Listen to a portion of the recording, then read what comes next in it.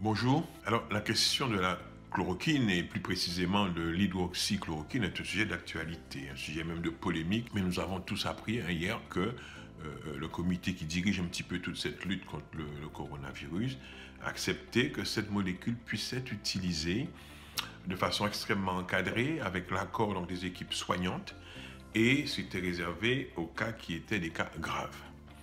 Alors, pourquoi il y a eu cette polémique? Parce qu'en fait, il y a une étude qui a été conduite par le professeur Raoult, célèbre depuis quelque temps, et cette étude, effectivement, concluait qu'il pouvait y avoir une action de cette molécule sur le développement du coronavirus.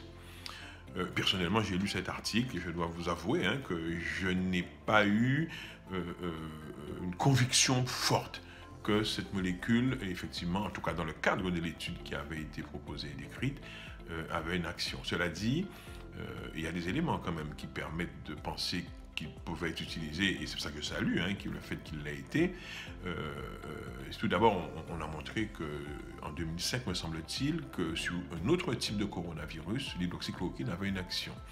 Deuxièmement, il a été montré aussi assez récemment d'ailleurs, in vitro, c'est-à-dire en laboratoire, dans des éprouvettes et aussi dans des modèles de souris, je crois, qu'il y avait une certaine action de l'hydroxychloroquine sur le coronavirus.